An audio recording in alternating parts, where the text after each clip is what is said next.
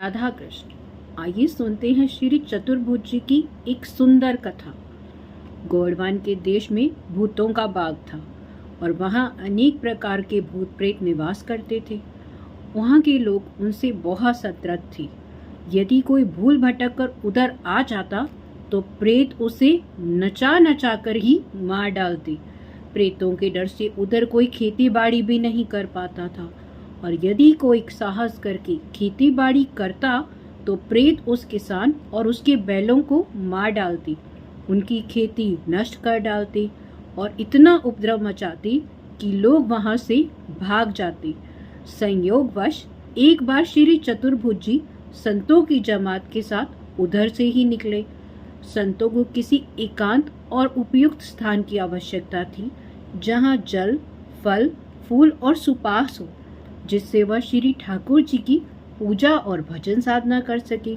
इसी दुष्ट ने उन्हें भूत बाग का संकेत करते हुए कहा, यह स्थल बहुत बढ़िया है, धूनी पानी की सुविधा भी है। उसी बाग में जाकर झाड़ू बुहार कर सभी संतों ने वहां पर अपना आसन लगा लिया और स्नान ध्यान किया। श्री ठाकुर जी की विधि पूर्वक पूजा आरती की, शंख घंटा घड़ियाल बजाए, स्तुति कीर्तन दंडवत प्रणाम के बाद चरणामृत प्रसाद का वितरण हुआ। संयोग की बात है, उस समय वहां पर बहुत कम भूत थे, केवल 30-40 होंगे। उन सब ने आरती पूजा और दर्शन संकीर्तन सब सुना था, जिससे उनके समस्त पाप नष्ट हो गए थे और उन सब का उद्धार हो गया था। वे सब दिव्य रूप धरकर भगवत धाम को जा रहे थे और उन्हें जाते देखकर बाकी के बचे कुचे भूत भागकर उस तरफ आए और वह जोर जोर से रोने लगे और कहने लगे कि आप हमें भी मुक्ति दें, आप हमें भी मुक्ति दें। चतुर्भुज जी ने पूछा, तुम लोग कौन हो और इतना दुखी होकर शोर क्यों मचा रहे हो? वह बोले, हम सब प्रेत हैं, अपने को कर्मों के फल स्वरूप हमें प्रेत योनि मिली है। हमें यमराज ने यहाँ रहने के लिए जगह दी थी। आपने हमारी जगह में दखल दिया और जिससे हमारे कुछ साथी पाप मुक्त होकर भगवत धाम को जा रहे हैं, किंतु अब हम इस स्थान पर भी नहीं आ सकते। आप हम पर कृपा करें और हमें भी मुक्ति दें। तब चतुर्भुज जी ने पूछा, तुम लोगों के उद्धार के लिए हम क्या कर सकते हैं? तब उन्होंने कहा, महाराज, एक गड्ढा खुदवाकर उसमें सभी संतों का और अपना चरणामृत भरवा दीजिए। उसी का पान करने से हम सबका उद्धार हो जाएगा। श्री चतुर्भुज दास जी ने ऐसा ही किया। रात प्रेतों ने संत चरणामृत का पान किया और सभी दिव्यति को धारण करके भगवत धाम को चले गए। प्रेतों से मुक्त हो जाने पर यमदूत भागकर यमराज के पास पहुंचे और उन्होंने सारा वृत्तांत यमराज को सुनाया।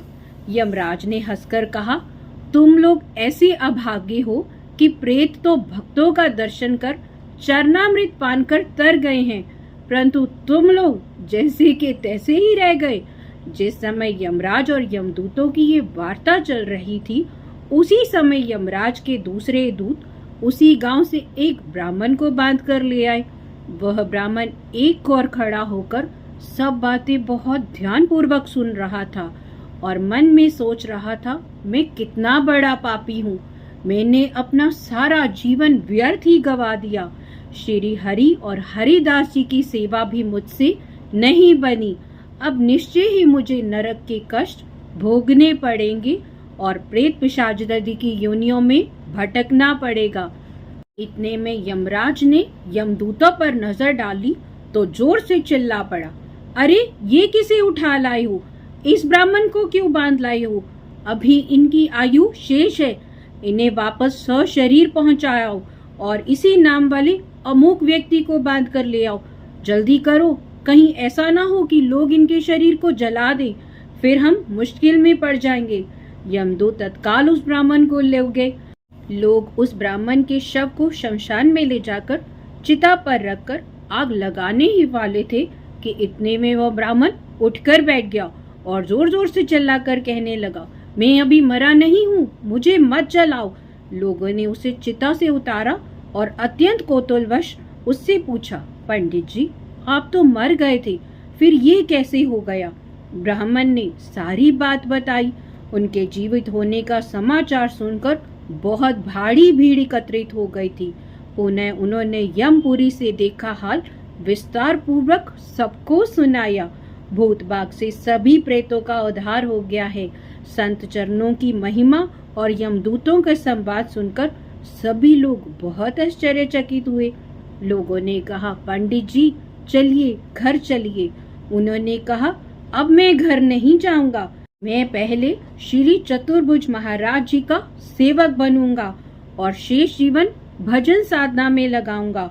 इस प्रसंग को सुनकर राजा प्रजा सभी लोगों ने श्री चतुर्भुज जी की शिष्यता स्वीकार की। तिलकंठी धारण कर भजन साधन और संत सेवा करने लगे। इस प्रकार गोड़वाने को एक तीर्थ बना दिया गया। राधा कृष्ण, राधा कृष्ण।